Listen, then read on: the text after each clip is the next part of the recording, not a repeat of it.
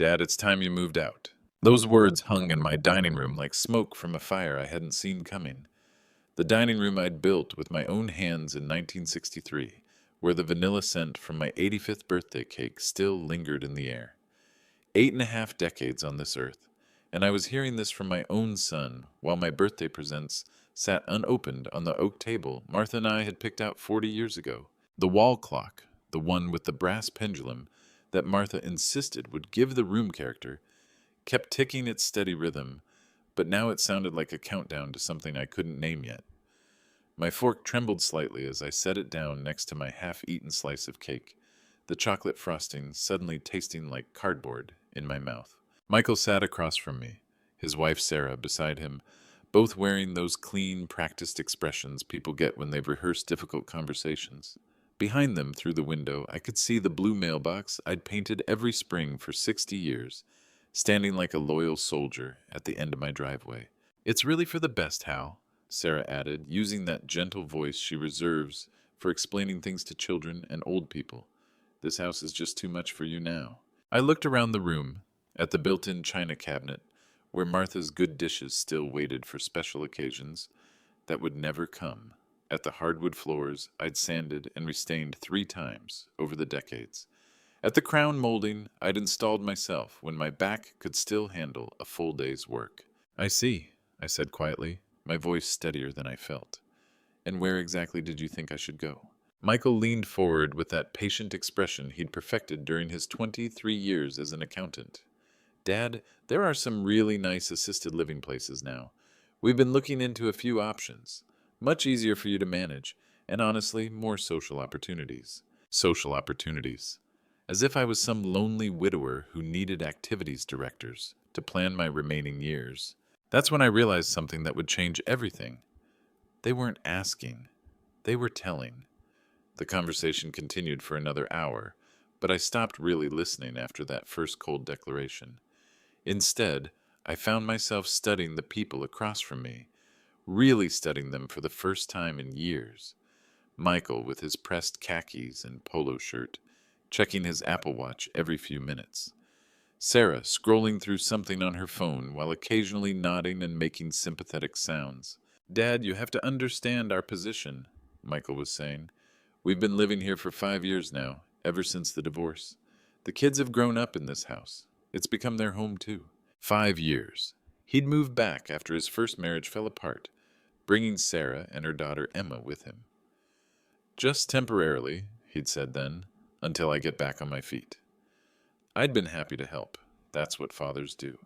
But somewhere along the way, temporary had become permanent, and permanent had become entitled. "The thing is, Hal," Sarah chimed in, setting down her phone with a soft click on the table, "we've been thinking about the future. Michael's career is really taking off, and we've got plans for this space. Maybe expand the kitchen, turn your den into a proper office. It would be so much more efficient if we could just streamline things." Streamline, like I was some outdated system that needed to be optimized. I stood up slowly, my joints protesting after sitting too long. "Excuse me for a moment."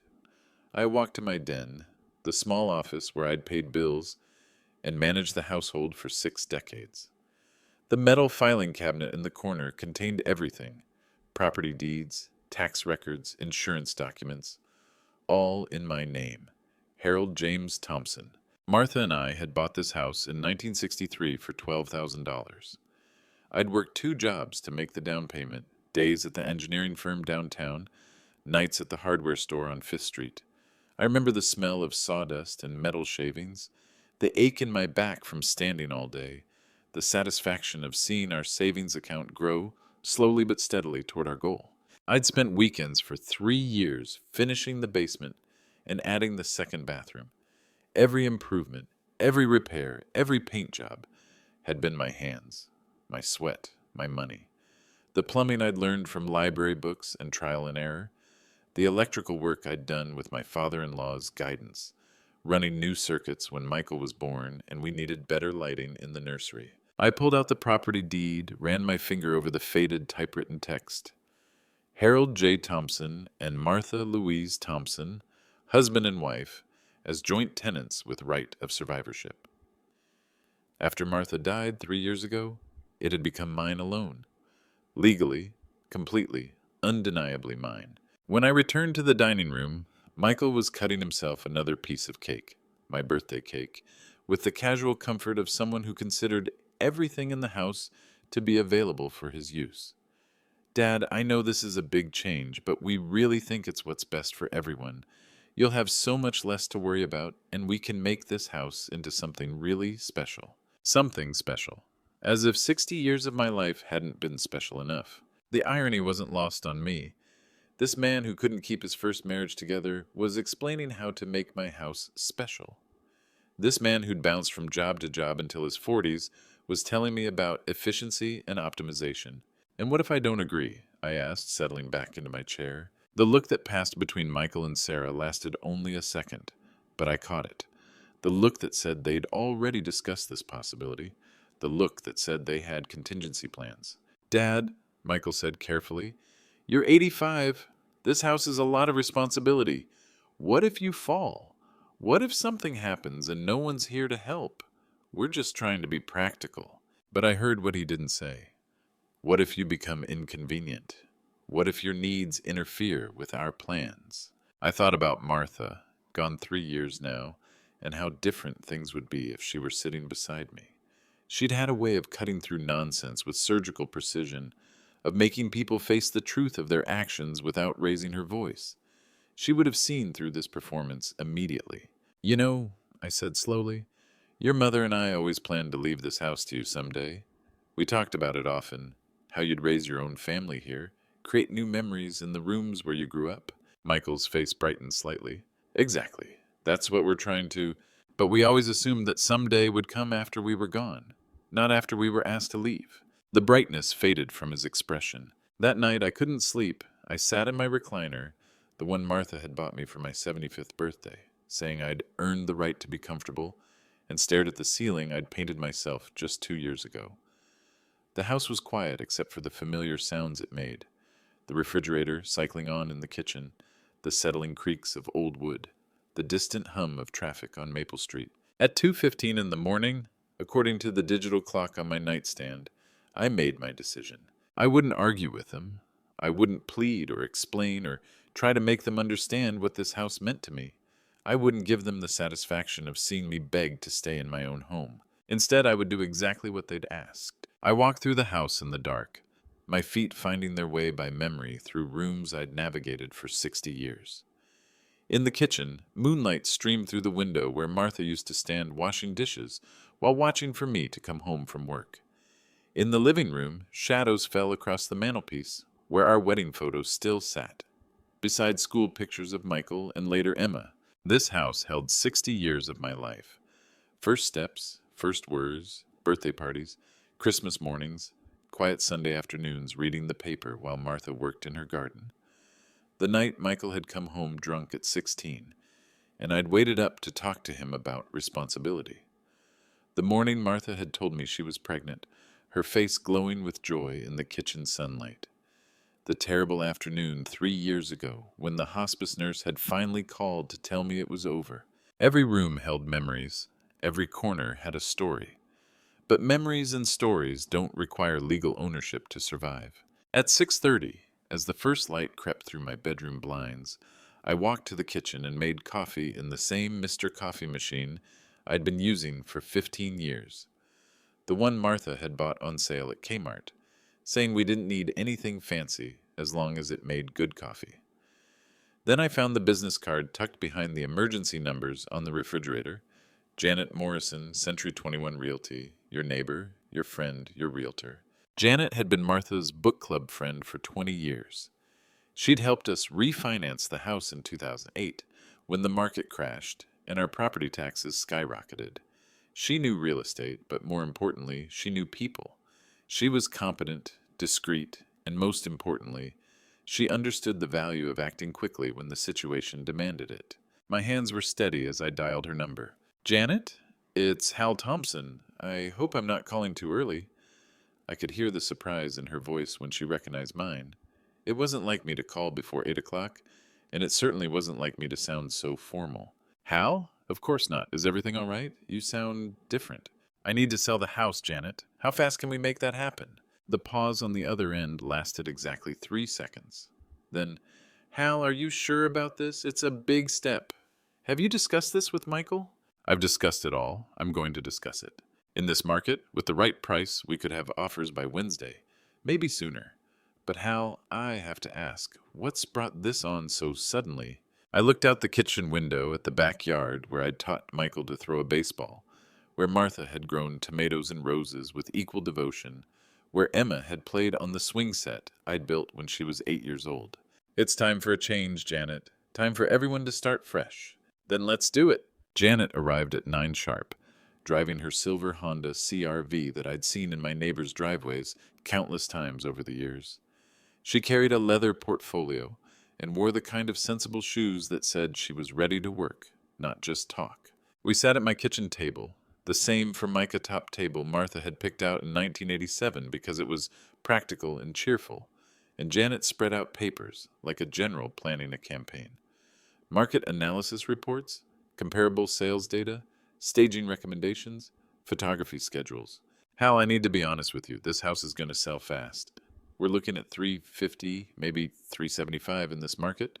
The location is perfect, the lot size is generous, and frankly, there aren't many homes like this available right now. Young families are desperate for houses with character, houses that have been cared for. $375,000. I'd paid $12,000. Even accounting for inflation, improvements, and 60 years of mortgage payments, this was going to change everything. What's the fastest we can close? I asked. With a cash buyer? 30 days? Maybe less if they waive inspection. Janet studied my face carefully, her pen poised over her notepad. Hal, can I ask why the rush? Is everything all right? Are you having health problems? Before I could answer, I heard Michael's bedroom door open upstairs. His morning routine was as predictable as sunrise. Shower for exactly 12 minutes, coffee with 2 sugars and a splash of cream, check his phone for emails, leave for work by 8:45 sharp. Just time for a change, I said quietly. Michael appeared in the kitchen doorway, still tying his tie, the blue stripe one Sarah had bought him for his birthday last month. Dad, who's this? Michael, this is Janet Morrison from Century 21. Janet, my son Michael. Michael's smile was polite but confused, the expression he wore when encountering unexpected situations that didn't fit his organized worldview. Nice to meet you. Is there something wrong with the house? Plumbing issue? Foundation problem? Janet looked at me, waiting for my cue. I poured myself another cup of coffee, taking my time, savoring the last normal moment before everything changed. Janet's gonna help me sell the house, son. The color drained from Michael's face so quickly I thought he might faint. Dad, what are you talking about? You can't be serious. You're absolutely right, I said, meeting his stare directly. It's time for a change. Time for everyone to start fresh, just like you said last night.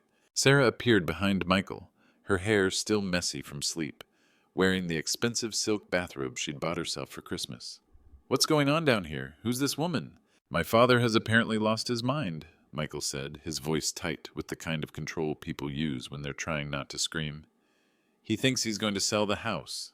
It's not what I think, son. It's what I'm doing. I handed Janet my coffee cup to wash in the sink, a small gesture that somehow made the whole thing feel more real. Janet, what do you need from me to get started?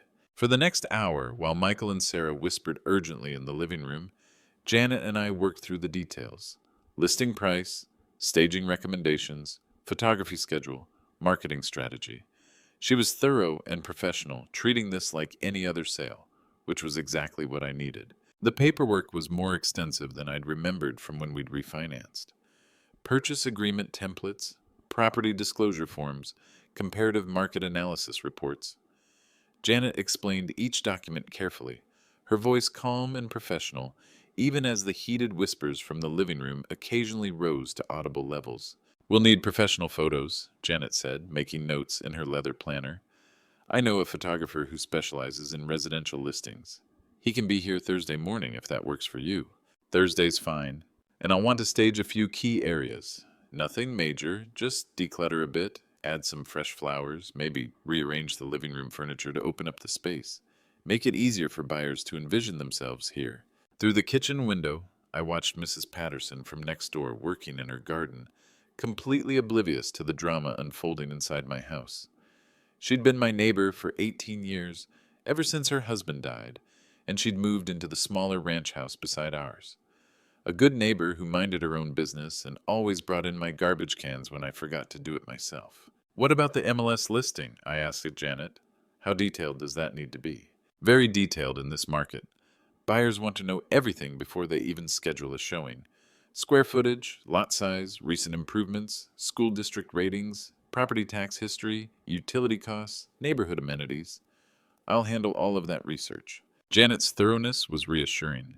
This wasn't an emotional decision for her, it was business, pure and simple, which made it easier for me to treat it the same way. I'll have the MLS listing ready by tomorrow morning, Janet said, packing up her papers. We'll start showings Thursday, if that works for you. Thursday's perfect. Michael intercepted us at the front door, his composure starting to crack around the edges. Dad, this is crazy. You can't just sell the house without talking to us. We live here too. Temporarily, I reminded him. That was always the arrangement. But where are we supposed to go? We have Emma to think about. She's in her junior year of high school. You can't just uproot her like this. Think about what this will do to her college applications, her friendships, her whole life. Emma. I'd been so focused on Michael and Sarah's betrayal that I'd almost forgotten about the one innocent person in all this. My granddaughter, who'd done nothing wrong except have parents who treated other people's generosity like an entitlement. Sarah stepped up beside Michael, her face flushed with indignation. Hal, this is incredibly selfish. We've put our lives on hold to take care of you, and this is how you repay us? Take care of me. As if eating my food and using my utilities while planning to kick me out was some kind of charity work. I appreciate your concern, I said, opening the door for Janet. You'll have plenty of time to figure things out. After Janet left, Michael tried a different approach. Reasonable, practical. The same tone he used when explaining budget reports to his accounting clients. Dad, let's sit down and talk about this rationally. Maybe we were hasty last night. Maybe there's a way we can all make this work. We could work out some kind of formal arrangement, set boundaries, make sure everyone's comfortable. But I was done talking. I had work to do. That afternoon, I began the process of separating 60 years of accumulated life into 3 categories. Keep, donate, throw away. It was harder than I'd expected.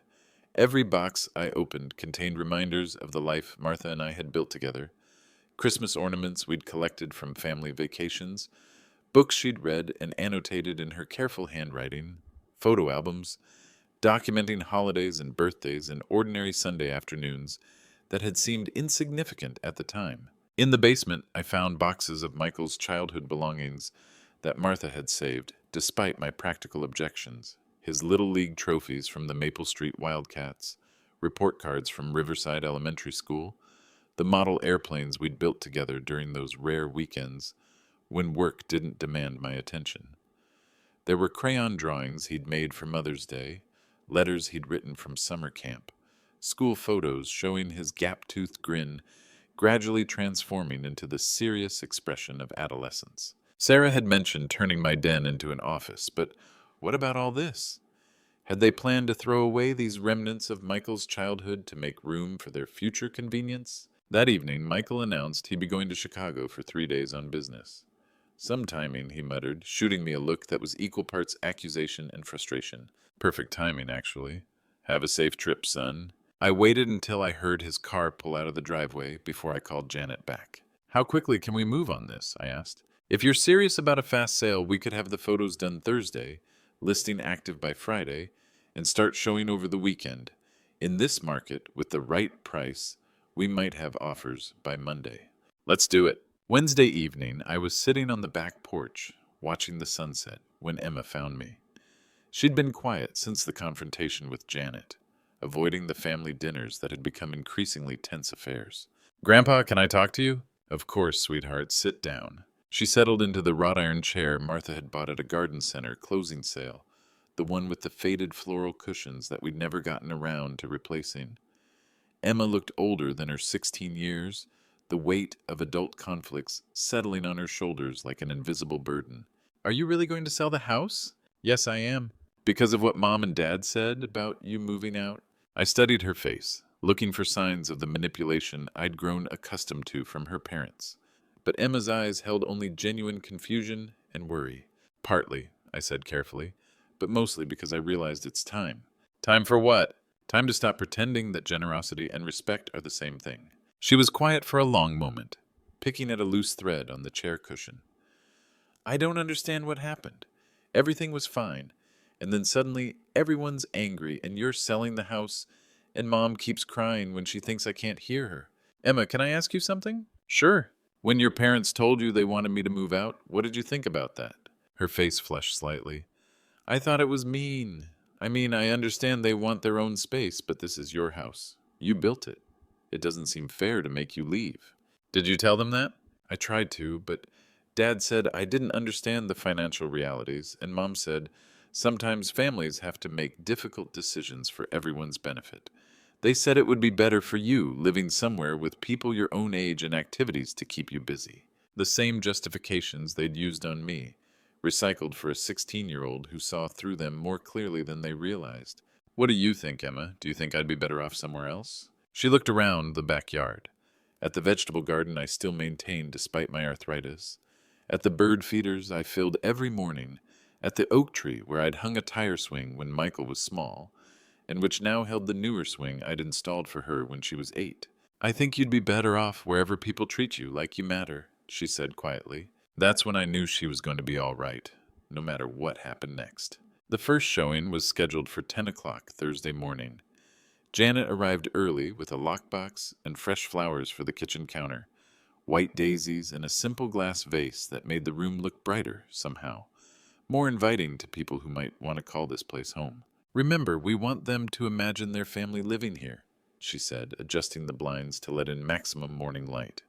The goal is to help them see the potential, not just the current reality. I'd spent the previous evening packing personal items into boxes, family photos, Martha's jewelry, important papers, my collection of woodworking books. Not because I was moving, not yet, but because Janet was right about potential buyers needing to see the house as their own, not as a shrine to someone else's past. The first couple arrived precisely at 10, driving a practical Honda Pilot with car seats in the back and the slightly frazzled look that comes with house hunting while managing young children. Tom and Linda Henderson, both in their early 30s, with a baby stroller and expressions that mixed hope with the particular exhaustion that comes with looking at dozens of houses that either cost too much or needed too much work. I watched from my den window as Janet led them through the front garden, pointing out the established rose bushes Martha had planted and I'd been maintaining for 23 years. The woman, Linda, bent down to smell the yellow roses, Martha's favorites, while her husband tested the stability of the front porch railing I'd rebuilt just 2 years ago. The owner has taken excellent care of everything, I heard Janet say as they passed my window. The heating system was updated 5 years ago. The roof was replaced in 2018, and all the electrical was brought up to code when they remodeled the kitchen in 2010. They spent 45 minutes going through every room. I could hear their footsteps above me as they explored the master bedroom and the guest rooms, their voices echoing in the basement as Janet showed them the workshop I'd set up when I retired, and the storage areas where Martha had organized Christmas decorations and seasonal clothes with military precision. Look at this craftsmanship, I heard Tom say from the basement. These built-ins are incredible, and this workbench, it's like something you'd see in a professional shop. When they emerged from the basement, I heard Linda say to her husband, "It feels like a family house, doesn't it? Like people were really happy here. You can sense it in the details, the way everything's been cared for." "The bones are solid," he replied. "Good foundation, well-maintained systems, and that backyard is perfect for kids. Room for a swing set, maybe a sandbox." They spent another 10 minutes in the backyard, testing the swing I'd hung from the oak tree, examining the vegetable garden beds, checking the fence line I'd repaired every spring. When they left, they were talking excitedly about potential and perfect for our growing family. The second showing brought a retired couple looking to downsize from their empty nest in the suburbs. They moved more slowly through the house, commenting appreciatively on the natural light in the living room and the practical layout of the kitchen.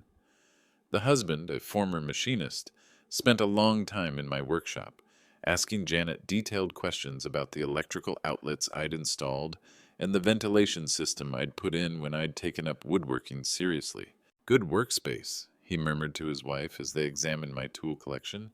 I could set up my model train layout down here. Plenty of room, and look at this organization system. The third showing was a single mother with two teenagers who spent most of their time checking the distance to the high school on their phones and discussing which bedroom would be whose. The mother asked practical questions about utilities, property taxes, and neighborhood safety, the kinds of concerns that come with raising kids alone and needing to make every decision count. The school district is excellent, Janet was explaining. Riverside High has a 93% graduation rate and offers AP courses in every major subject, and this neighborhood has one of the lowest crime rates in the city. By Thursday evening, my phone was ringing. Hal, it's Janet. We have interest. Real interest. How much interest? 3 potential offers. The young couple with the baby wants to come back tomorrow with their parents. They're helping with the down payment. The retired couple is getting pre-approved for financing, and the single mother's trying to coordinate a second showing for this weekend with her ex-husband. They're going to share custody, and he wants to see the house before they make any decisions. Which one feels right to you? Janet paused, and I could hear her choosing her words carefully. Honestly, the young couple. They remind me of you and Martha when you bought this place. Young family, first house, big dreams, and they're pre-approved for cash up to $400,000. $400,000. The number hit me like a physical blow. When Martha and I had signed the papers in 1963, $12,000 had seemed like all the money in the world. We'd saved for 3 years, lived on peanut butter sandwiches and home-cooked dinners, driven the same Ford pickup truck until it finally gave up completely. What's their timeline? They want to move fast. Their lease is up at the end of next month, and they're tired of apartment living with a baby. If we accept their offer, they could close in 3 weeks. Set up a meeting. Friday morning, while Sarah was at her yoga class and Emma was at school, I sat at my kitchen table across from Tom and Linda Henderson. They were younger than they'd appeared from a distance, late 20s, maybe early 30s. Linda held their baby, David, who gurgled contentedly while examining the pattern on Martha's tablecloth with the serious concentration that babies bring to everything new. Mr. Thompson, Tom said, his voice respectful but eager, we want you to know how much we love this house. You can feel the care that went into every detail. The craftsmanship is incredible. Linda and I have been looking for 8 months, Tom continued. We've seen probably 30 houses, and nothing felt like home until we walked through your front door. Linda shifted the baby to her other arm and leaned forward slightly. We noticed the children's handprints in the basement concrete, near the workshop area, and the growth chart marked on the doorframe in the kitchen. Those touches. They made us realize this is a house where a family was really loved and cherished. The handprints belonged to Michael, made when he was 6, and I was pouring a new floor in the basement workshop. He'd been fascinated by the wet concrete, and Martha had suggested we let him make his mark before it dried. The growth chart tracked his progress from age 4 to 15, when he'd finally surpassed Martha's height and declared himself officially tall enough for everything. It's been a good house for raising children, I said. Tom pulled out a folder of documents. We're offering $380 cash with a 3-week close, no inspection contingency. We've already had our contractor look at everything, and we're comfortable with the condition. $380,000 cash. I thought about the young couple I'd been in 1963, scraping together a down payment and praying the bank would approve our mortgage application. Why no inspection? Because we can see this house has been maintained by someone who cared about it, Linda said simply. Our contractor pointed out details that most homeowners would never think about. The way you've sealed the basement, the quality of the electrical work, even the way you've trimmed the trees to protect the roofline. You clearly know what you're doing. I looked at these young people, at their baby who would take his first steps on floors I'd installed, learn to ride a bike in the driveway I'd resurfaced, grow up surrounded by the same love and attention Martha and I had poured into this place for 60 years. I accept your offer. Janet handled the paperwork with professional efficiency. Purchase agreement, escrow instructions, title company coordination, closing timeline. By Friday afternoon, the for sale sign in my front yard had been replaced with a red banner reading, sold. Now all I had to do was wait for Michael to come home. Michael's flight landed at 2:15 Saturday afternoon. I was sitting on the front porch reading the newspaper and drinking iced tea when his Uber pulled into the driveway.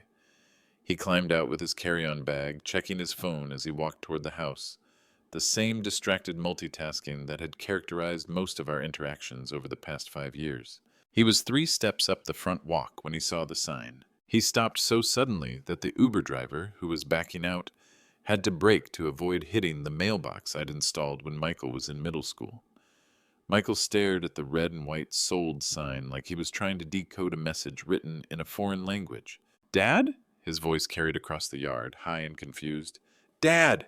I folded my newspaper carefully and set down my iced tea glass, the same glasses Martha had bought on sale at JCPenney 15 years ago, the ones with the blue flowers that had survived countless family dinners and holiday celebrations. "How was Chicago? What the hell is that sign doing in our yard?" "It's not our yard anymore, son. Well, not for long, anyway." Sarah's car pulled up just as Michael was reaching the porch steps. Perfect timing, as if the universe was orchestrating this confrontation for maximum dramatic effect. I watched her face through the windshield as she registered the sign, watched the confusion turn to comprehension, turn to something approaching panic. She was out of the car before the engine stopped running, her gym bag forgotten on the passenger seat. "Hal, what did you do?" "Exactly what you both suggested. I made arrangements to move out." Michael's face was red now, the way it used to get when he was 7 years old and didn't get his way at Christmas. "You can't do this. You can't just sell the house without talking to us." "Actually, I can. It's my house." Sarah stepped up beside Michael, her yoga serenity completely evaporated. "This is insane. We have rights. We've been living here for 5 years." "As guests," I reminded her gently. "Temporary guests." "But we had plans." Michael's voice cracked slightly, revealing the boy he'd once been underneath the entitled middle-aged man he'd become. "We were going to renovate. We had contractors coming to give estimates. Sarah found tiles for the bathroom." And there it was, the truth that had been hiding behind all their concern for my welfare and gentle suggestions about assisted living facilities. They hadn't been worried about me living alone in this big house. They'd been planning to take it over completely. "You had plans," I repeated slowly, letting the words settle between us. "For my house." "Our house!" Sarah snapped, then immediately tried to backtrack when she realized what she'd revealed. "I mean, we all live here. We're family. This affects all of us." Emma appeared in the doorway, her backpack still slung over her shoulder, looking confused and worried. She'd inherited Martha's intuition for sensing trouble, along with her grandmother's kind eyes and stubborn chin. "Grandpa, what's happening? Why is there a sold sign in the yard?" I stood up from my porch chair and walked over to her, keeping my voice calm and steady. "Emma, honey, I sold the house. The new owners will be moving in next month." Her eyes went wide with the kind of shock that only comes when your entire world shifts without warning. "But where are we going to live?" "You and your parents will figure that out together. I've got my own arrangements to make." Michael was pacing now, running his hands through his hair, the way he'd done as a teenager when he was trying to solve problems that seemed impossible. "Dad, this is crazy. You're 85 years old. Where are you going to go? What are you going to do with all your stuff?" "That's my concern, not yours." "But the money," Sarah started, then stopped herself. "What about the money?" I asked quietly. She looked at Michael, some silent communication passing between them before Michael stepped forward. "Dad, we just meant that this is a big financial decision. Maybe we should have discussed it as a family. Made sure you're getting fair market value. Protected your interests." "Protected my interests." The same people who'd been planning to kick me out of my own house were suddenly concerned about protecting my financial welfare. Sarah tried a different approach, the one she probably used in her marketing job when she needed to convince clients they were making strategic mistakes. "Hal, I think you're acting out of hurt feelings. Wednesday night wasn't about rejecting you. It was about all of us moving forward together, finding a solution that works for everyone." "You're absolutely right," I said, looking directly at her. "It was about moving forward, and that's exactly what I'm doing." Emma was crying now, the quiet tears that reminded me achingly of her grandmother when she was trying to be strong during difficult times. I reached into my pocket and handed her my handkerchief, the one Martha had embroidered with my initials, for our 25th wedding anniversary, the one I'd carried every day since her funeral. Grandpa, I don't want to move. This is my home. My friends are here. My school is here. That almost broke me. Almost. The sight of this innocent girl paying the price for her parents' greed and entitlement. But then I thought about the conversation 3 nights ago, about the way they'd already made their decision about my future without consulting me, and I found my resolve again. I know, sweetheart, change is hard, but sometimes it happens whether we want it or not. The closing is in 23 days, I continued, addressing Michael and Sarah. You'll need to be out by then. Michael stared at me like I'd grown a second head. 23 days? Dad, do you have any idea how long it takes to find a house? To get approved for a mortgage? To arrange movers? To find schools for Emma? I imagine it takes about as long as it took me to arrange this sale, I said calmly. 3 days, if you're motivated. The silence that followed was broken only by the sound of Mrs. Patterson's lawn mower next door, and the distant laughter of children playing in someone else's backyard. Normal Saturday afternoon sounds in a neighborhood where people live their lives without drama, without betrayal, without the kind of family conflict that makes you question everything you thought you knew about the people you love. Michael was pulling out his phone now, his fingers shaking slightly as he scrolled through contacts. I'm calling a lawyer. This is elder abuse. You're not competent to make decisions like this. Feel free, I said. Janet Morrison handled all the paperwork. Everything's been properly witnessed and notarized. You're welcome to contest the competency of a man who managed to sell his house for $60,000 over asking price in less than a week. Sarah was crying now too, but they weren't the same kind of tears as Emma's. These were angry tears, frustrated tears, the kind people shed when they realize their carefully laid plans have just evaporated like morning mist. We gave up our apartment to live here, she said, her voice rising. We turned down other opportunities. We structured our whole lives around this house. And I structured my whole life around being welcome in it, I replied quietly. But that doesn't seem to be the case anymore. I walked past them into the house, leaving them standing on the porch with their shock and their anger and their sudden understanding that the world had shifted in ways they never could have anticipated. There was one more thing they needed to know. That evening, after hours of whispered arguments and frantic phone calls to real estate agents and rental companies, Michael knocked on my den door. His face was calm now, composed in the way people get when they're trying to salvage something from a situation that spiraled beyond their control.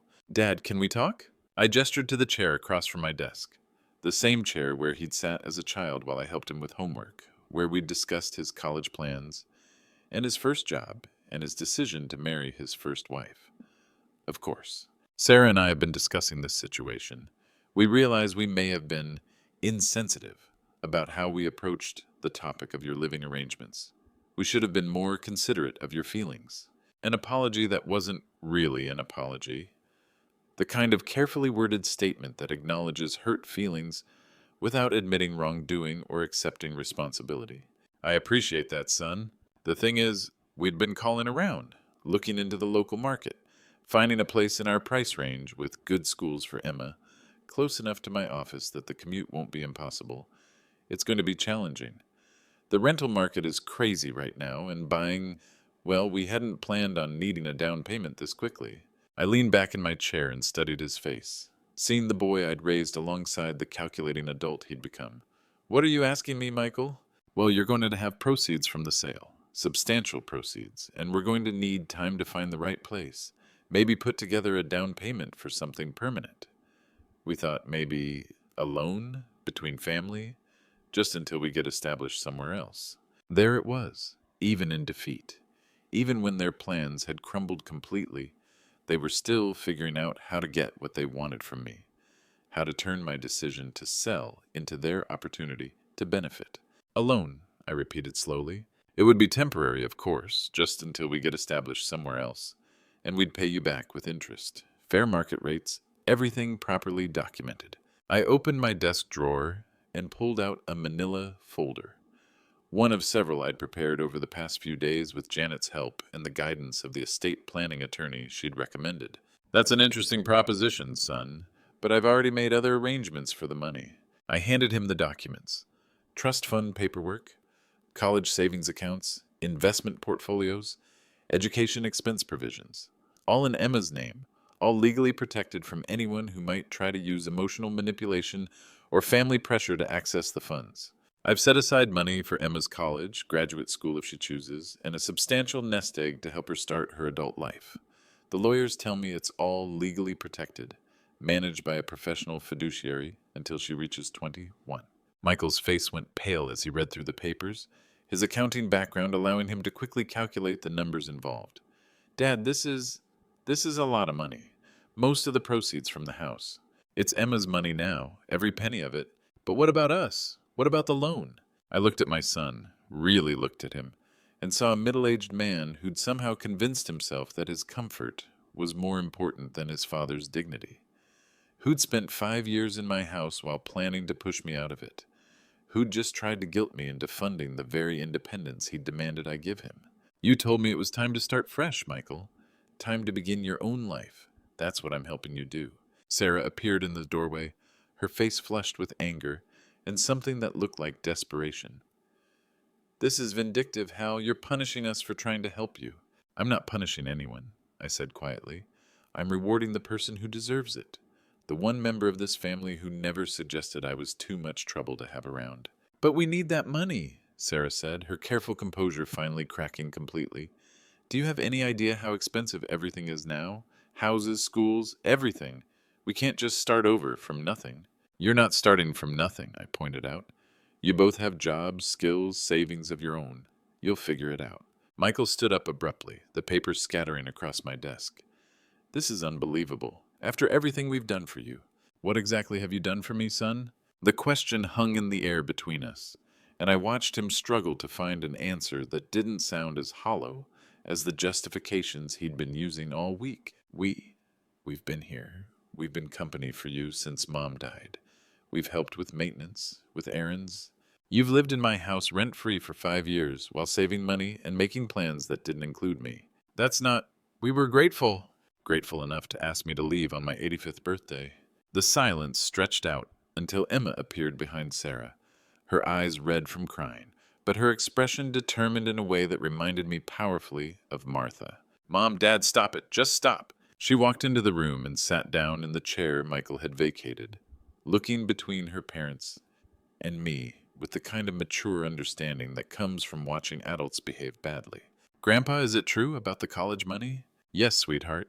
It's all yours. College, graduate school, whatever you want to study.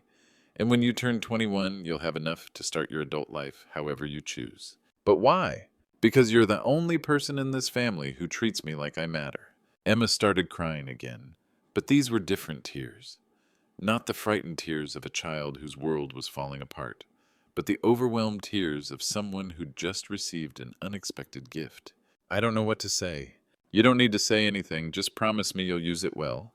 I promise. Michael and Sarah stood in the doorway, watching this exchange, and I could see them both calculating, trying to figure out how to regain control of a situation that had slipped completely out of their hands. Emma, Sarah said carefully, this is a family decision. We need to discuss this together. No, Emma said, standing up and walking to stand beside my chair. This is Grandpa's decision, and I think it's perfect.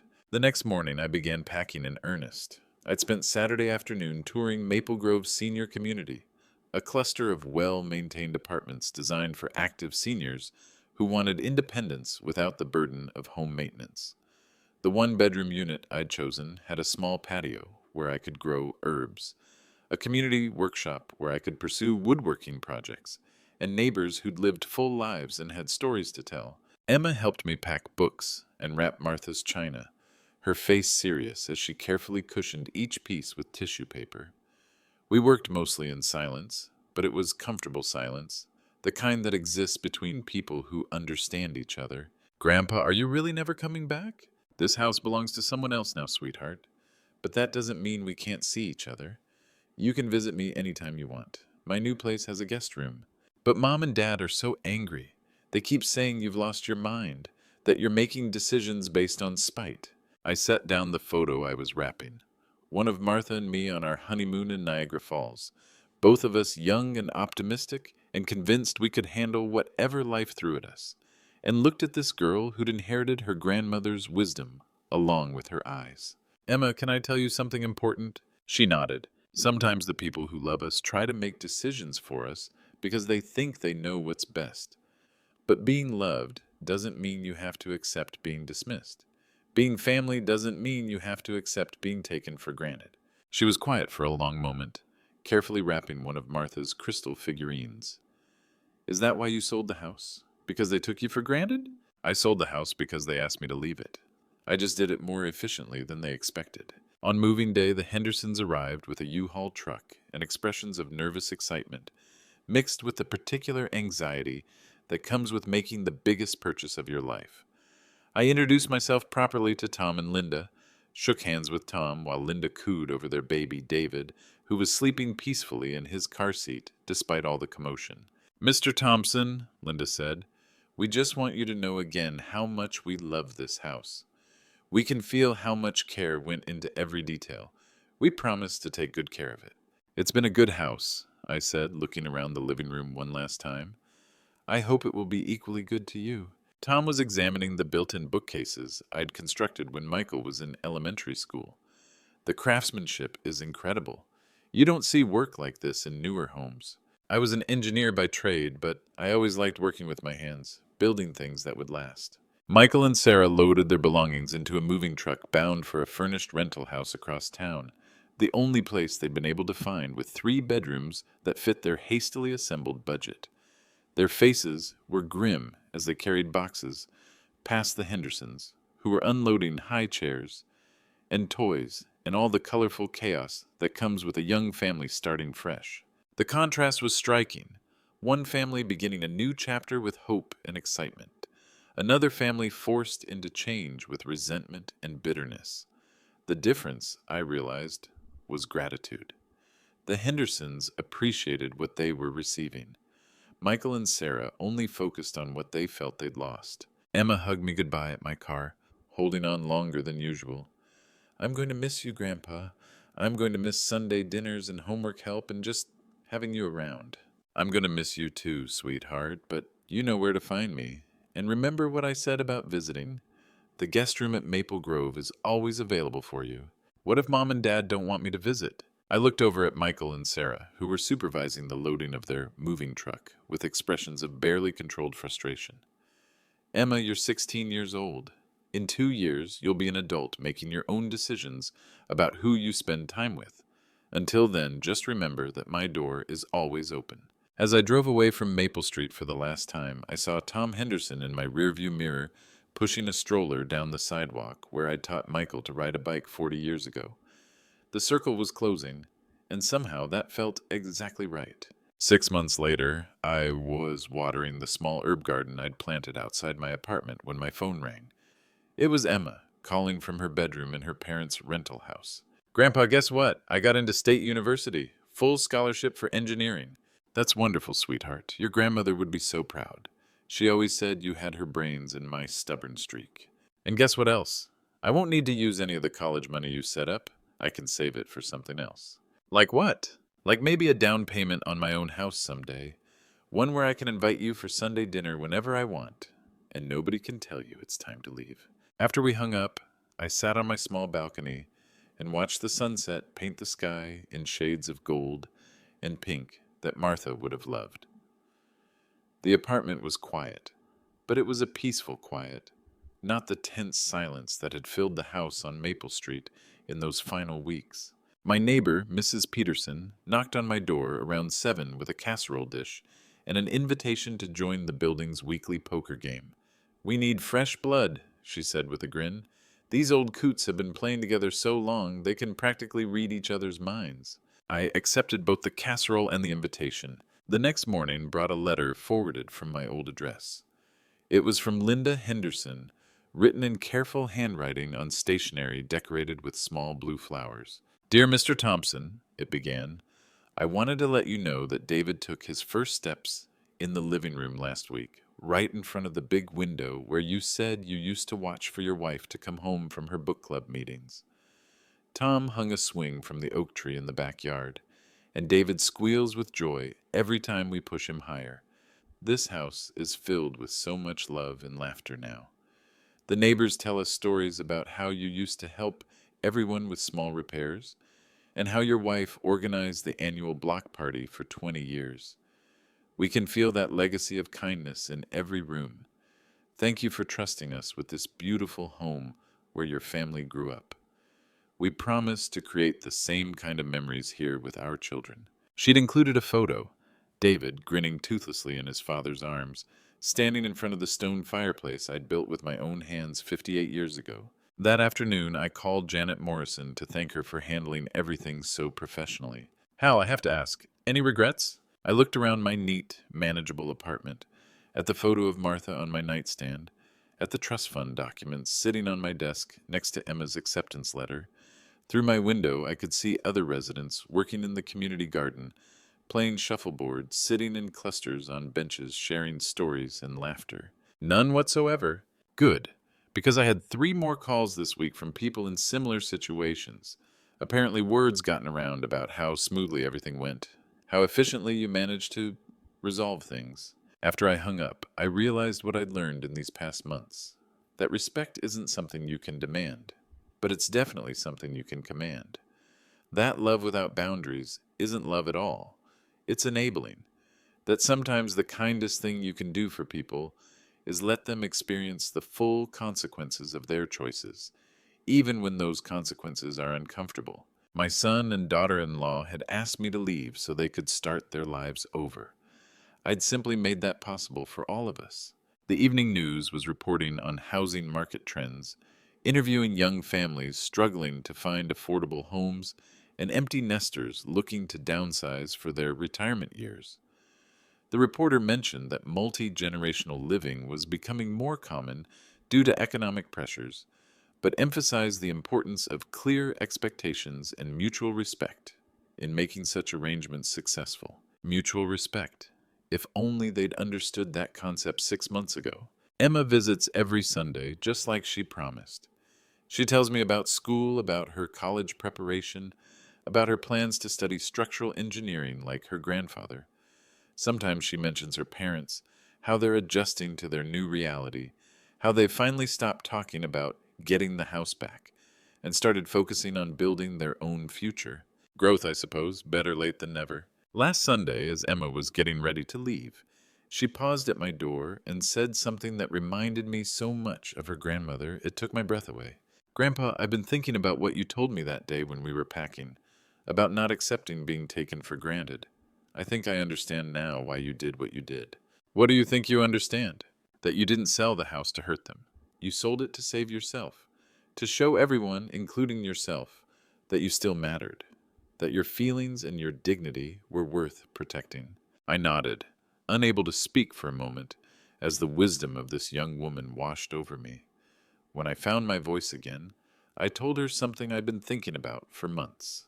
Emma, I spent 60 years building that house, maintaining it, improving it, making it a place where family could flourish. But somewhere along the way, I forgot that a house is just a structure. A home is something entirely different.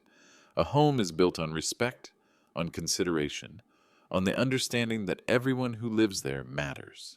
She hugged me then, and in that embrace I felt Martha's presence, felt the continuity of genuine love that transcends addresses and property deeds and all the complicated mathematics of who owes what to whom. I built that house to shelter family, I continued, but I learned something important. A home without respect is just 4 walls and a roof. Real family, real love, that's something you carry with you wherever you go. Some lessons come early in life, delivered through scraped knees and broken toys, and the small disappointments that teach children how the world works. Others arrive much later, in the form of betrayals that cut deep enough to reveal truths you never wanted to acknowledge. But it's never too late to choose your own ending. It's never too late to decide what you're willing to accept and what you're not. It's never too late to discover that dignity, once lost, can be reclaimed through the simple act of respecting yourself enough to demand respect from others. 3 weeks ago, I received a Christmas card from Michael and Sarah, the first communication since moving day. It was a generic card with a photo of their rental house, the three of them standing stiffly on the front steps. Inside, Sarah had written, "Hope you're well. Emma misses you. Maybe we can talk soon." Maybe we can talk soon. As if the past year had been some kind of misunderstanding that could be smoothed over with holiday pleasantries. I set the card aside and continued wrapping presents for Emma: books on engineering, a professional drafting set, and a framed photo of Martha at her workbench in the basement, building a birdhouse with careful precision. Emma had inherited more than her grandmother's eyes. She'd inherited her practical intelligence and her understanding that things built with care and attention last longer than things thrown together hastily. Yesterday, Emma called to tell me she'd been accepted to 3 more universities, all with substantial scholarships. "I think I'm going to choose state," she said. "They have the best engineering program, and it's close enough that I can visit you regularly." "What about your parents? How do they feel about your choice?" "They're proud of my scholarships," she said carefully, "and I think they're starting to understand that some things can't be undone, that some choices have permanent consequences." Permanent consequences. That's what Michael and Sarah were learning, slowly and sometimes bitterly. That respect, once lost, isn't easily rebuilt. That trust, once broken, requires more than words to repair. I've heard through Mrs. Patterson, who maintains the neighborhood network of information that keeps small communities connected, that they're struggling with the rental house. The landlord raised the rent twice in the past 6 months. The schools aren't as good as they'd hoped. Sarah's commute has added an hour to her daily routine, and Michael's been passed over for a promotion that would have helped with their housing costs. I feel no satisfaction in their difficulties, but I feel no guilt either. They made their choices. I simply made mine. Last month, I received an invitation to David Henderson's first birthday party. Linda had written a personal note. "He loves the swing you hung from the oak tree. We think of you every time we push him, and we're grateful every day for the home you shared with us." I drove past the house on my way to Emma's school play. The Hendersons had painted the front door a cheerful blue and added flower boxes under the windows. Children's toys were scattered across the front lawn, and I could see a sandbox in the backyard where my vegetable garden used to be. It looked like a home where a family was loved and happy. It looked like what Martha and I had built all those years ago and what the next generation deserved to experience.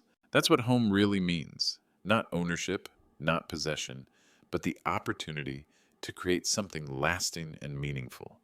The chance to build memories that survive long after the mortgage is paid and the deeds are filed away. I've been thinking lately about legacy, not the kind that comes from property and inheritance, but the kind that comes from the values you pass down and the principles you refuse to compromise. Emma will remember that her grandfather chose dignity over comfort, that he refused to accept being dismissed by people who should have valued him most. She'll remember that respect isn't something you beg for. It's something you command through your actions and your boundaries. Michael will remember that entitlement has consequences, that generosity has limits, and that family relationships require mutual consideration to survive. Whether he learns from that memory or simply resents it remains to be seen.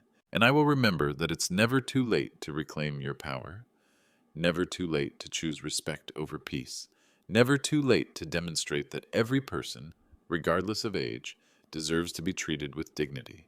The apartment is quiet now, but it's the quiet of contentment rather than loneliness. Through my window, I can see Mr. Chen teaching his grandson to fly a kite in the courtyard. Mrs. Rodriguez is tending her balcony garden, the same herbs I grow, but arranged with an artist's eye for color and texture.